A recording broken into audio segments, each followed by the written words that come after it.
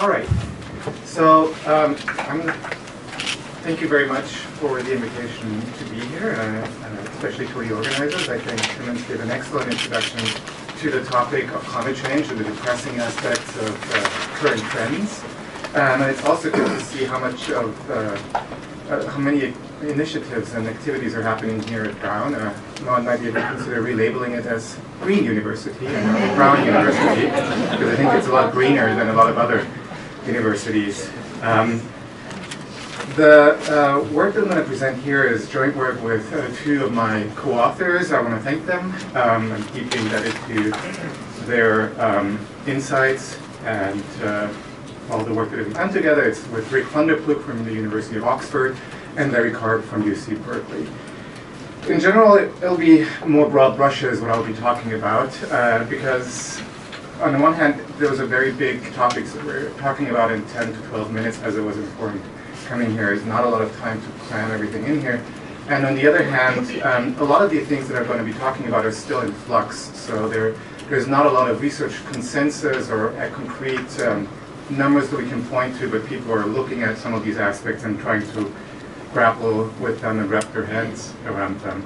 So on the one hand, I'll be talking about capitalizing on climate, which is going back to this idea that we've talked about a lot today and heard about, that asset prices are, in a way, our connection to the future. So if we want to be able to understand what's happening in the future, and climate change is a dire future that we're looking at, one of the futures that we could think of, then those aspects should somehow be reflected in today's asset prices. That's true for property values, as we heard in Lynn's presentation. That's true for asset prices, as Marcelo said just a couple of minutes ago. And on the other hand, I want to talk about a specific asset class that's impacted by climate policy, and it's very relevant because it's driving climate change, which are fossil fuel-based assets, and how they might be impacted by climate policy. So those are the two things I'd like to talk about before. And I want to apologize to Mark. It might sound like a broken record, but externalities really are important, and that's, in a way, the way to think about it. I want to start with a bit of theory, and the emission of greenhouse gases, according to Nick Stern, is the largest negative externality that we're seeing in the world today. And if you want to think about it in welfare economics terms, then internalizing these externalities, or this externality, by using carbon prices, like Joe said before, there are huge efficiency gains in the surplus that we can reap. So moving the economy from an unsustainable business as usual, which really isn't an option, towards a low energy, low carbon, or better, carbon-free future, there's a lot of efficiency gains that can be realized, and they're up for grabs. And the question is, how do we distribute them across different people in space and across different people in time? And the fact is, and that's a staple of climate change economics, one of the problems is that those benefits accrue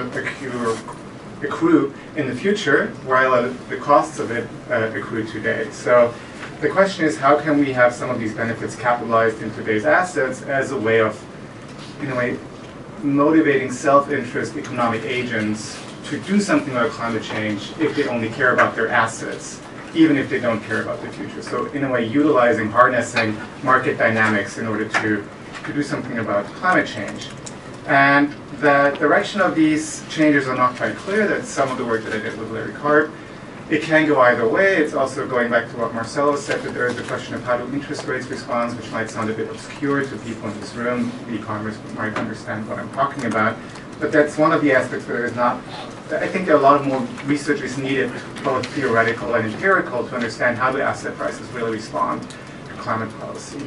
Now, for one asset class, the answer is undoubtedly negative. So, as for fossil fuel-based assets and industries, they will certainly take a hit if climate policy hopefully comes forcefully and comes soon in order to stay within the 2 degrees, and the window of opportunity is closing fast, as Timmons showed to us in his introduction. So that's why I want to focus most of the rest of my time on these assets. One takeaway message that I'd like you to remember as you head out for lunch is that you should forget about peak oil. So in the 60s, 70s, and 80s, if you think about limits to growth, a lot of the discussion was about peak oil. There are scarce resources. Those will be limits to growth. What we find, unfortunately, is that those predictions didn't pan out the way we thought initially. It would have been great if there was peak oil. It would have been great if there had been peak oil 20 years ago. Climate change would not be as an important issue as it is today. And we are very resourceful in finding new carbon, in finding new oil, and finding new gas. The shale gas revolution in this country is one big example for this, that there is a constant new supply of things to burn and put in the atmosphere, which is limited. So it's not the supply of fossil fuels that's limited, it's our disposal capacity that's limited. We don't know where to put the CO2 that we generate by burning fossil fuels. And so there was a study recently that made a big splash in the literature by McLaren and Eakins, which basically just tried to understand the geographical distribution of these stranded assets in terms of natural, actual carbon-based coal, gas, and oil, who would have to abandon how much. But as I said, the important thing that I'd like you to take away is that peak oil is not the issue anymore. It's what people now call peak demand. So that's really what we're hoping to get soon via climate change and via technology, that the demand will be the problem for fossil fuels, fossil fuel industries and fossil fuel companies, rather than the supply for to burn things. So that gets me to the question of stranded assets, and we talked a bit about this already today. Stranded assets, just as a very brief definition, those are assets that undergo unanticipated drops in profitability and valuation. Very literally, you could think of a ship, and a couple of centuries ago, if you had a big ship that you could transport things around, if that got stranded, that was a problem for your profitability with the goods on the ship. And so stranded assets now became a figure of speech for other assets which suffer these losses in valuations and liability, and valuations in drops in valuation and profitability. And I think that's very interesting what Joe alluded to, is that there's some discussion about turning these assets into liabilities as well. So not just reducing the valuation, but actually reducing it to a point where it becomes a liability. And there's, I think, a very interesting branch within legal studies which tries to look at something called loss and attribution. Can you somehow get the hold of people who are causing these actions through the externality and make them liable for their actions? However, the most important aspect that I want to talk about are the two important threats for the So in a way, we want assets to become stranded. It would be wonderful if the fossil fuel industry became a stranded asset, and there are two big threats to them and their business model of pumping fossil or carbon-based energy sources out of the ground and burning them and blowing out CO2 on the other side. And that's on the one hand climate policy, and I think we've heard a lot of that already today, local carbon prices and stuff like that. Note that it's not always climate policy, but often also health policy. So burning coal is a very dirty business, and it generates a lot of health costs. And if you think about China and its climate policy, it's mostly driven by their own concern for their own people today in the form of health impacts. So climate policy / health policy. On the other hand, technological change, which is in a way our last resort. I mean, if nothing else happens, hopefully technological change will lead to an abandonment of fossil fuel assets. And I'm going to talk a little bit about that too. And it's important to state that this is a very relevant question, and its magnitude is still not, people are still grappling with what the impacts of valuations really are going to be. I think Marcelo's study is a very innovative and a groundbreaking work. I cite it all the time because it's one of the very few studies that actually tries to understand and quantify in numbers what the impact on traded equity valuations will be. Lynn's work on coastal properties does the same thing for another asset class. And people are trying to understand and get a number on that, and I think I hope a lot of consensus will emerge soon, so that's another clear message that we can put on our slides. I'm going to talk about, since we haven't talked about technology much today, a little bit about technology. And the thing here, which I think is great news, a couple of months ago, the Financial Times reported that new wind and solar generation costs fall below the cost of existing coal-fired power plants in certain parts of the United States. So that's really what we want to see, that even without the carbon prices that we saw today on slides, they're very large compared to what's in place today. Even in the absence of these large prices, technological progress has already advanced to a point, in certain places of course, like Texas, where PV and wind are already competitive and can push the other sources out of the market. And on the other hand, there's a graph by I think it was the IEA, who produced these forecasts about what the technological uptake of these technologies will be, and those are basically the ones down here. Those were their projections about where we'll be by 2014, and the blue line up here is the actual graph. So there is a bias. We talked about a bias of not understanding climate risks. There's also a bias of not understanding the speed and the acceleration of technological progress within these technologies, which led, fortunately, to a quick uptake, and hopefully will also take to future quick uptake. Now that, of course, will then create what is often called the carbon bubble, and I just want to explain it very briefly. That's saying, taking into account the trends that I just discussed before about carbon prices and technological change, which pose a threat to the business model of the fossil fuel-based industry, then that basically means that they won't be able to burn all the things they want to burn, all the things that they have on stock, basically. So you can go around and survey all these fossil fuel companies. You can think about maybe some national companies in Saudi Arabia. What are the stocks that they basically say today that's there, that we can pump it out of the ground, we can blow it into the air? How much CO2 is there? And then we can go and look at the other side and say, well, there's a Paris Agreement, there is 2 degrees, there's 1.5 degrees. What would that mean in terms of our availability of fossil fuel, our carbon budget? And that's what Debbie said before, I think it was 15 years that you mentioned. And so we can only go on for another 15 years unless the clock is up. And so that then is often called the carbon bubble, in that current valuations and projections about fossil fuel use are not consistent with our aspiration of 2 degrees. And so if we were to impose the policies necessary to achieve 2 degrees, that would mean that a lot of these assets become stranded, and that the bubble, the so-called carbon bubble, would burst, because all these companies that are based on carbon would not be able to sell their products anymore, on the one hand, in terms of physical carbon, actual carbon that we know is there and that we would have wanted to pump out in the business as usual. And on the other hand, the more financial assets, all the other things that go in line with being in the industry that does this line of business.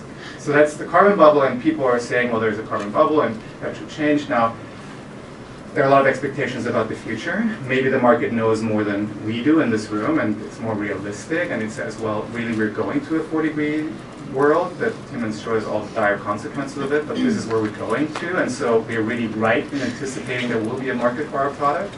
Or on the other hand, they're delusional, and we're not seeing the threats that are coming towards them until it's actually too late and their bubble will burst. So that's a debate that you could have, and I mean, I hope they will implement the policies for 2 degrees, but that's uncertain, and that's one of the risks when it comes to climate change. Now, in the final couple slides, I want to talk about the financial implications, and I'm going to go over this rather quickly. So there is some work looking at financial markets, and as I said before, Marcelo's study and work is really excellent in that field. So there will be impacts of climate policy and climate change and climate policy on financial markets.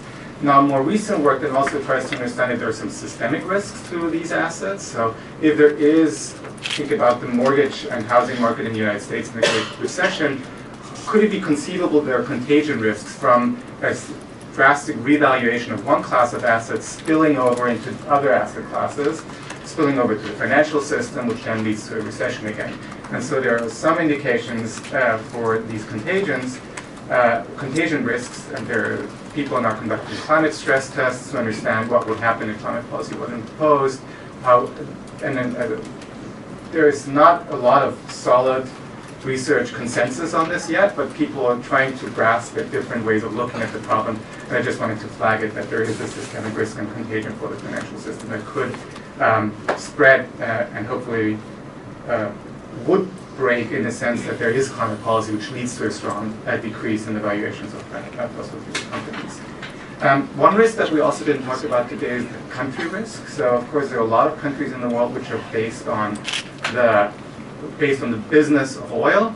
Now most companies in those regions would not be impacted in the way that I just described before in terms of stranded assets, because those are usually what's called inframarginal.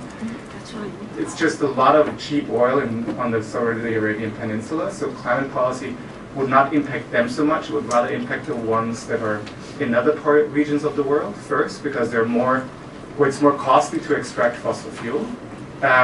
They would be pushed out of the market first, and probably the national oil companies will be the ones that survive the longest. However, it's not just their companies that are important, but their whole state is built on the revenues that come in, the so-called petrodollars. And there's a lot of risk that comes with a quick and abrupt drop in the oil price if the market collapses. So if there's CO2 prices imposed, that will lead to a drop in demand, that would lead to an oversupply, which will lead to a drop in the price of oil, which then would lead to a drop in the revenues of these governments, which then would create another big problem in that part of the region. And that has to be kept in mind when thinking about stranded assets. So it's not just on the financial side, there are also country risks associated with this.